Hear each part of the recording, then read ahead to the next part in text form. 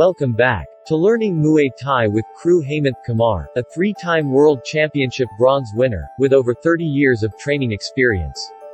If you've not watched the previous episode on footwork, now would be a good time, before starting this session. Hello.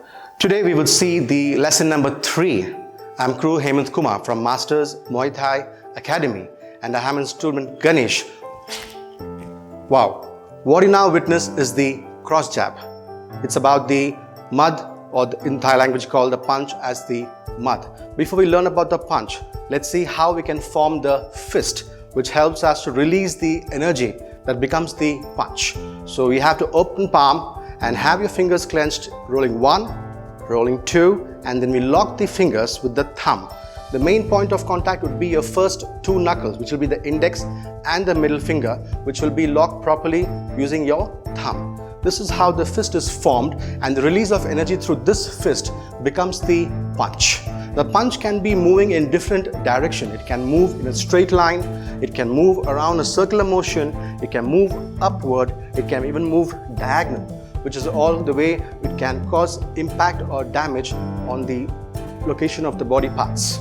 Having said that, let's now see the range that we will be applying to make the punch more effective. We call that as the boxing range. The boxing range would be 1 arm length. So in this distance, we find more leverage that will cause good amount of damage on the opponent and also help the striker stay in a state of defense and good balance.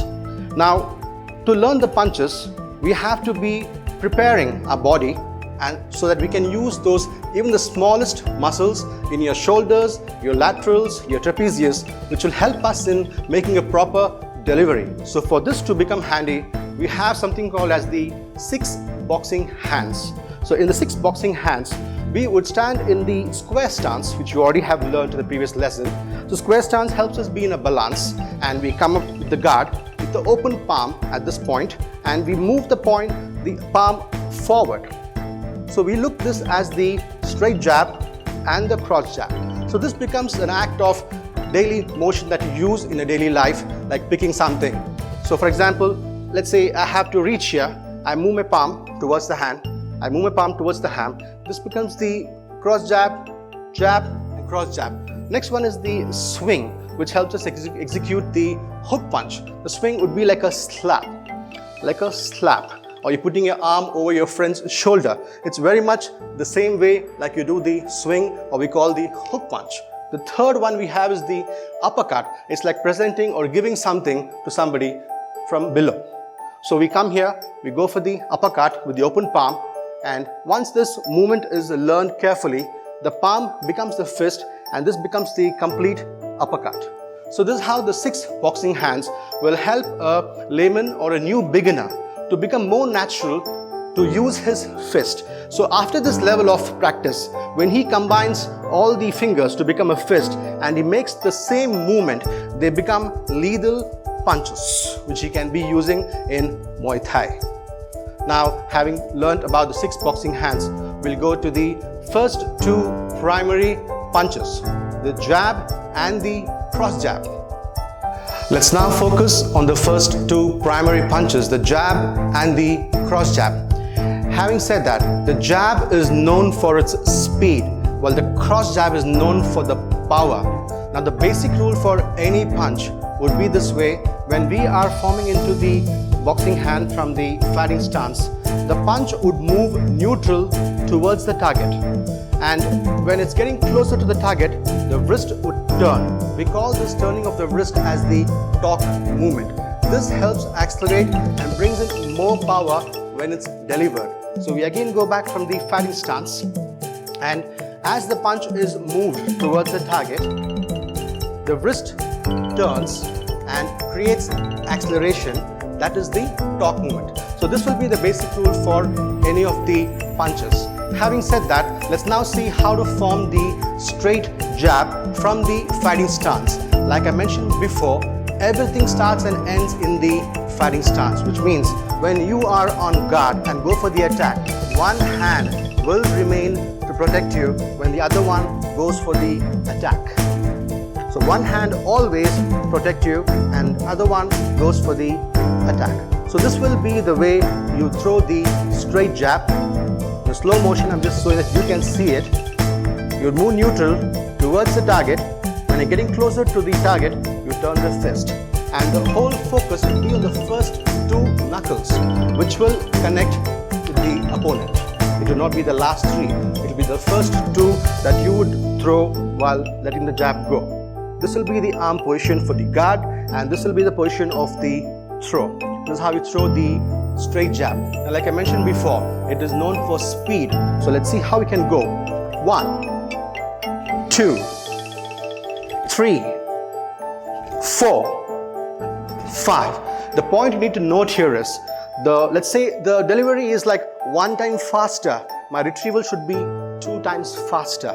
So it's like a snap movement. You go pang, you go pang, you go pang, you go pang. So this is how we do the straight jab. Let's now look at the cross jab, which is known for power. So I would now ask Ganesh to help us with the demonstration of the cross jab. 1, 1. Now the cross jab, like I mentioned earlier, I will again remind you the basic rule would be to move neutral towards the target. When you're getting close to the target, turn the wrist and complete the jab. This is known for the power because this is the cross jab. Ready? Let's go. 1, 2, 3, 4, 5, 6. Ready? Let's go. 1, 2, 3, 4, 5, 6. Please mind, again one hand is on guard when the other one goes out for the attack. You would never go off guard, never go away from the face, because you have to protect the vulnerable points of the face. And while doing the cross jab, the rear leg comes into the action because the power is generated from the ground. So the foot which is on the ground, you would turn the feet, which helps you release the hip. As the hip is released, the punch is released to attack. Let's see. 1, 2, and 3. Let's again see it slowly. 1, 2, and 3. Please watch it again. 1, 2, and 3. So this would be the position of your feet, your hip, and when the punch is completed, please note the body position. The body has again turned into the 45-degree angle. So you again, while delivering the attack, are still in defense. You're not going to punch this way, but now your center line is open for attack. But this forms a good defense. At the same time, you're doing the attack. This is how you do the cross jab. Thank you. We will now see the next lesson of the other 2 primary punches. Thank you. Before you go, please don't forget to like and share these videos and watch the other lessons. If you haven't subscribed yet, please subscribe and hit the bell icon. Thank you.